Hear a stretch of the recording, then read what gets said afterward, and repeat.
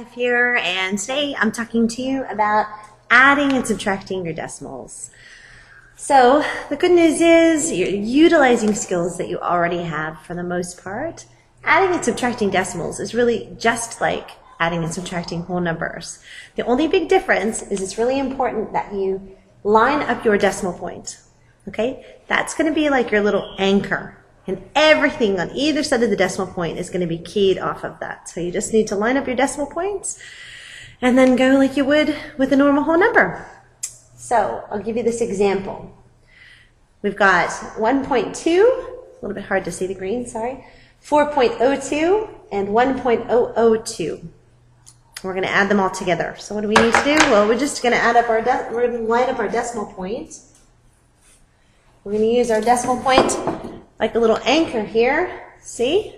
1.2, 4.02, 1.002. We line up our decimal point, and then we can just add it up. Pretty straightforward. So there's a 2 there, a 2 there, and a 2 there. 4, 5, and 6. 6.222, or 6 and 222 thousandths. Okay, pretty easy, right? All right, this next one, 4.06 minus 3.1. Well, what we're going to do, we're going to line up our decimal points.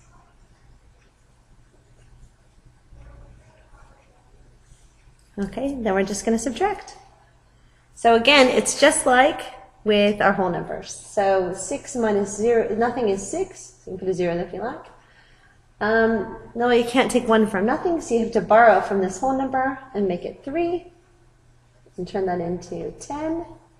10 minus 1 is 9. 3 minus 3 is 0.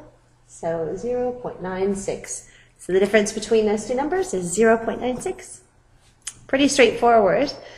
So that's it. I might just show you one more example in a minute. I just want to talk to you about rounding. That's the other aspect of this I want to talk about. Rounding decimals. So the most important thing you need to know, ask yourself the question, to how many decimal places? Often it'll say round it to the nearest 5 or 3 or 2 decimal places. You need to know that first. Okay, once you know that, so for this example, round to the nearest 2 decimal places. Okay, so you need to cut it off here, and you need to work out whether you want to keep this one a 6 or turn it into a 7. So what you do, we talked about this in class, you go to the next one on, the next decimal place past where you're rounding to.